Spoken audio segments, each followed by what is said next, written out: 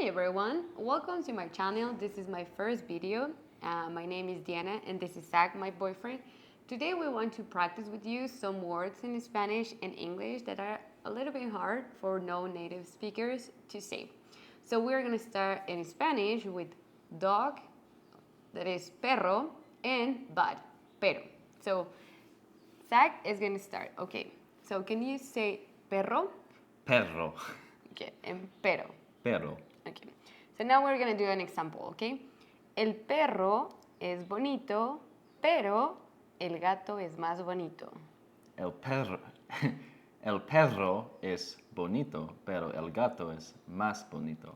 Perfect. Okay, so that was pretty good. He did a good job. I know that he still struggles because every time when he says perro, instead of like do it more like natural, he still has to force his tongue to roll the R's.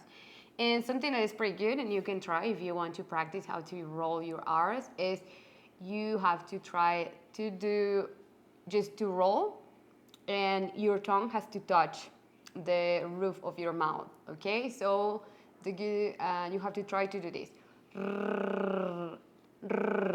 In the beginning, it's gonna be really hard, and you are not gonna feel like you have it at all. But it's important that you can practice a couple of seconds every day, and that's gonna be really helpful for you. Okay? So now we are gonna show you how there are also some words in English that are a little bit hard for Spanish people. So these two words are dog and duck. And actually, this example comes from a real experience where we were walking down the road and there was a house with a little statue of a duck on the roof. And in the doorway, there was a dog. And she said, "Look at the dog."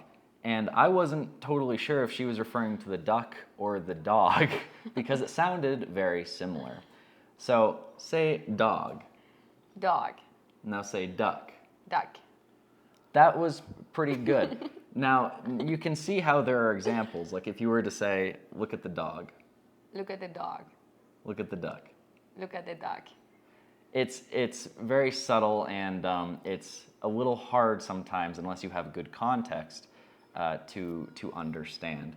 And a good way to practice this is by really focusing on those end of word consonant sounds because they don't really exist in the Spanish language. So really trying to pay attention to the g and k sounds at the end of dog and duck. And that will make it a lot easier to understand. Okay, well, this was our first video, and hopefully you can subscribe, and we will have more videos about like Spanish language and also about living in Mexico. Thank you.